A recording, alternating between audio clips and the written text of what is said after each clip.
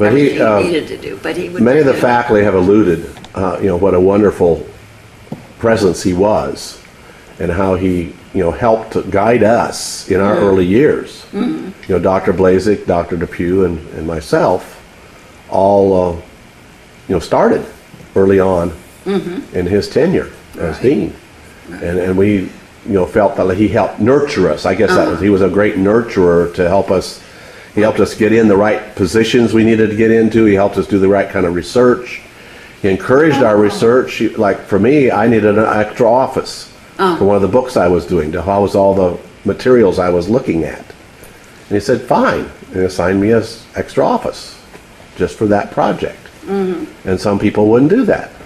Some people say, we don't have enough space to do that. It would make an excuse. Or make an excuse of some kind. But he was always there for us. And it was true of the students too, because sure. even today, people come up to me, which makes me feel so good. Oh, yeah. And say what they did to encourage. But he was a real the people person's person. career. Yeah.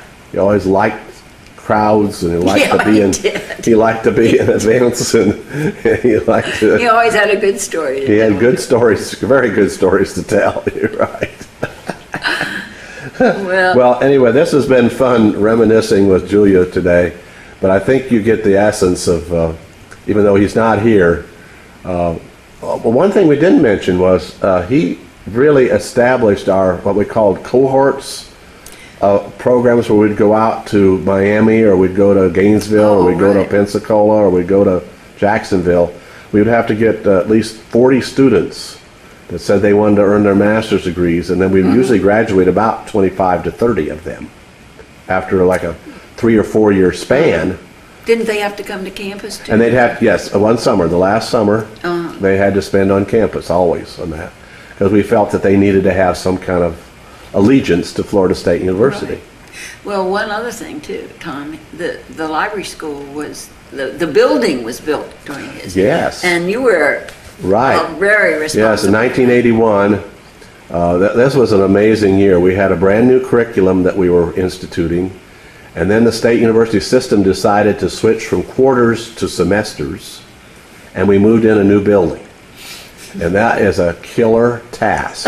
Right, just the move. Just the move, let alone the change in curriculum, and then I have to deliver it in a whole different mode than we'd been used to.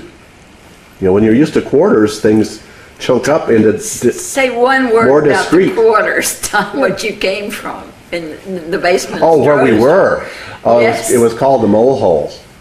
That was, and it was very appropriate to be called the Mole Hole. It was dark and dingy, and the colors were gray. Even the ceilings were gray. They weren't white. The floor of tile was gray. The walls were gray. And no one had a window except Harold. Harold had a half window. He didn't even have a full window himself. But we'd have to go to his office, and he always kept his door open so we could all peek in there and see what the weather was like outside.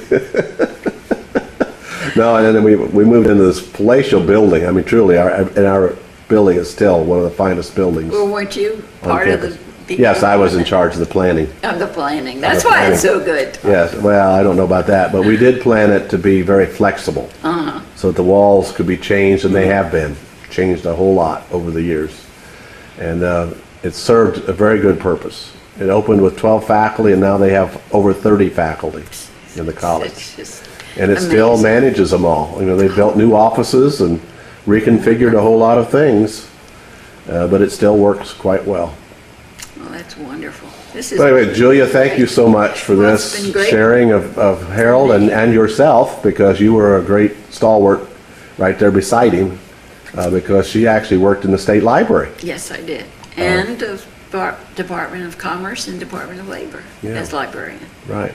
So she's had some very significant library experience herself. It wasn't like they were the only ones, or he was the only one. It was Julia and Harold were in this library science Well, I business. appreciate this, Tom. Thank you so much. And we've all appreciated Julia, because she's been a great hostess over the years, and she always comes to our parties when we have the Yes. retired faculty parties. And Thank you. and it's interesting. Most of us have settled in Tallahassee.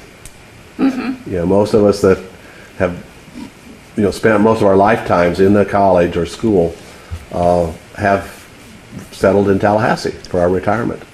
It's a good place, Tom. I'm sitting here in very pleasant, comfortable surroundings. You know, it looks like I'm in a great forest with some nice mowed grass on beyond it, and Yeah, that the city takes care that of. the city takes care of. Julia doesn't have to. Well, it's 60-some acres. I'm glad I don't. Yeah, glad you don't have to take care of But a it. lot of people go over there with their dogs, sure. their children, and play. But it's wonderful that you're on that as your background, because it keeps it quiet. Very And nice. Oh, yes, very nice. they built one of the major boulevards in Tallahassee just down from her house, and we were all concerned, as well as Julia, that it would be very Yes. noisy, but they built up some very nice walls, and Well, you do not hear. I took back every nasty thing I said. Yeah, many of us were not in favor of the Blairstone Road project, but now we all like it very much. We love it.